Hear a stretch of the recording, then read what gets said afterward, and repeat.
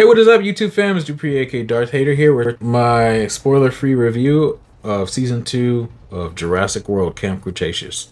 I binged the show the past couple days on Netflix. This was, I watched the first season again just in preparation for this. So for where we left off, all the kids were left on the island after the events of the first Jurassic World movie.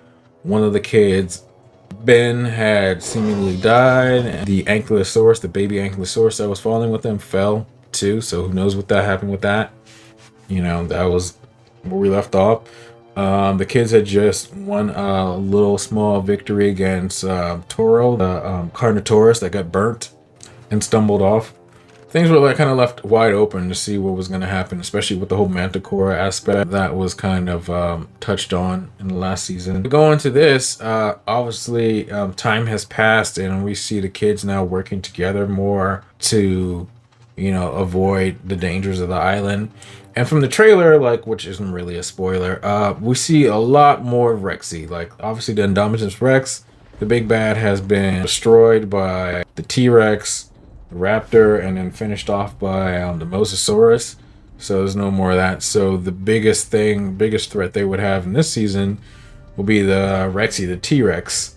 And in the last teaser, you could see that obviously Rexy was using her paddock basically as her nest and collecting trees and everything like that. So, you know, we get a lot more Rexy in this, which I'm happy about. Like, it's brought it back kind of like to the first two Jurassic Park movies where the T-Rex, Rexy, that same T-Rex was the main antagonist, you know, for the movie.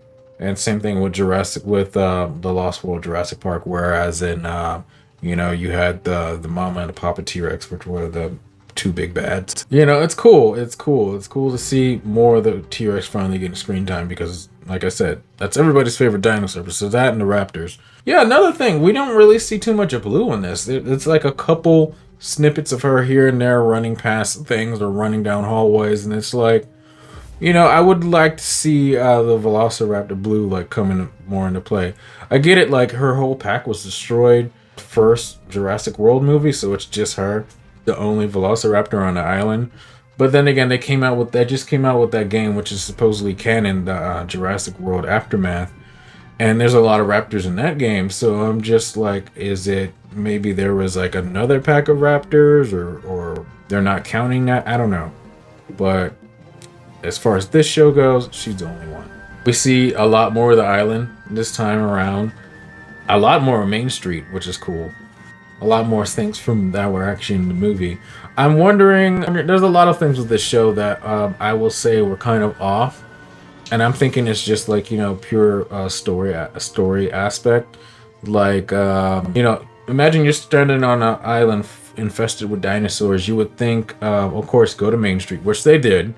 But then Main Street is currently being ran by, you know, it's currently the T-Rex's territory. So you would think maybe they would go to the hotel. There's like a hotel, you know, which they clearly show in a few different scenes. And they show in the movie, you know, that's on the island. So you would think they would go to the hotel and just kind of wait there, seeing as like there would be food and, you know, possibly some power, beds, you know. But that's just me. That's what I would do, you know. But there are, I believe, 8 episodes. Another thing is, like, obviously the island is deserted, so you're not gonna have any adults, you know, there in the island. You know, that's what I will say. Like in the last season, the island obviously was full of people. There were thousands of tourists, thousands of workers there. When things like, you know, when hit the fan and Adonis got out, there were a lot of dinosaur-related deaths, you know, which is a mainstay of any Jurassic movie. But this one, you know, there weren't. Like, you knew that they weren't gonna kill the kids. Like, that's just a main thing in the Jurassic Park or Jurassic World movies. They don't kill kids. They just finally started branching off from just only male characters getting killed or eaten to Jurassic World having the first female character getting killed with babysitter, you know, assistant, Claire Dearing's assistant, who got basically one of the most worst deaths in Jurassic history, being dunked into the mosasaur tank by the pterodon, and, you know. But in the trailers, you can see like there's more people on the island There's this couple, I will say, I won't spoil anything about them, but there's this couple that's on the island who are going to take pictures of the dinosaurs. And the funny thing about them is, like, tell that they were totally referencing Alan Grant and Ellie Sattler. Like, they're almost wearing the exact same clothes. Like, the guy's wearing a blue, shirt with khaki pants and the hat. The girl is wearing like a pith helmet, but like when she takes it off, she's wearing basically the shirt and shorts, just like Ellie Sattler. And they're with another guy who, it's basically Muldoon. He's basically Robert Muldoon, a really extra gruff Muldoon. And you're just like, well, we got our adults, so somebody's gonna get eaten. We have some dino snacks. I don't wish, death or all that crazy stuff on anybody, but it's a Jurassic Park show. You kind of want like a few, here and there, just to keep things interesting. For some reason, they're very consistent on using the same assets. Like, obviously, you have the T-Rex, the Brachiosaurus, the Sinoceratops, the Stegosauruses, Pterodons. But that's it. You don't really see any more of the other dinosaurs that they show. Like in the last season, we at least saw some Triceratops and a few other different dinosaurs, but they don't really show too much. It's like kind of like the same few dinosaurs. So I think they just reuse their assets, which I would have hoped you got more to get like a little bit more diversity in the dinosaurs. Funny thing is, the dinosaurs look great. The dinosaurs look amazing. The animation for the dinosaurs, it looks like almost like spot on from the movies, from which I know they use the same assets that, ILM use in the movies. The environments look almost pretty real. The water looks amazing in this too. But then you get to the characters, and then they looked very cartoonish. The kids all look like very cartoonish until you get to the adults. The adults look fairly real. This is catering more to a younger audience, so that's obviously why.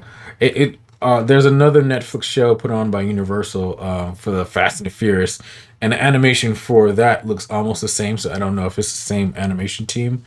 As far as the story goes, like they're still on the island. They have to work together to figure out things. From the trailer, they show there is a beacon that they have to activate, and until then, while they're activating it, until then they have to work together on surviving. Like find out new things about the island. Then you find out some more secrets about the island, like things Dr. Wu was up to, which plays into things that are probably going into the next Jurassic World movie. So we won't know until that movie comes out, way down the line. There's definitely some things to Fallen Kingdom into play here. As far as I'll say, like, I don't really have any gripes about this show, especially this season, other than things do happen. It's very kind of like, edited down, kind of mild down. Like, you're not going to see any dinosaur deaths. Like the last one, I felt like when people got eaten or attacked by dinosaurs, you really saw it before, and you kind of heard it before, they kind of cut away. This one, not so much. Like, they allude to things, but you don't really see it. A certain character comes back. I won't say who or what, but it's kind of predictable, and I'll say that story was probably one of the best things about this season. I'm going to cut this short because if you guys haven't seen it yet, go watch it. I'm going to have a spoiler video about this out in like a day or so I can really go and talk about things. It's like there's a lot about this season I want to talk about without giving away. But anyway, let me know what you guys thought. Did you guys watch this? Did you guys watch Camp Cretaceous? Have you seen the first season? Have you seen this season? Tell me what you guys thought about the characters and their progression. Your favorite character? Mine's obviously Darius. Darius reminds me so much of me when I was a kid, because I was aside from being a huge Star Wars fan, I was a huge Jurassic Park fan as a kid. Like, I was that kid who had all the toys, knew everything about dinosaurs. Like, same haircut. Like, that literally was me back in the day. Like, yeah, so favorite is Darius. Let me know who you guys' favorite characters are. Let me know what you guys think about the series in a whole. Where you think it's gonna go in the future. Let me know in the comments down below. If you guys like this video, please hit that like button, and if you're not already, please hit that subscribe button. And if you could be so kindly as to hit that bell to get notifications whenever I post my latest videos. And like I said, stay tuned. I'm going to be having that spoiler video coming up pretty soon. So yeah. Anyway, guys, thank you for watching this. And as always, life finds a way. Bye.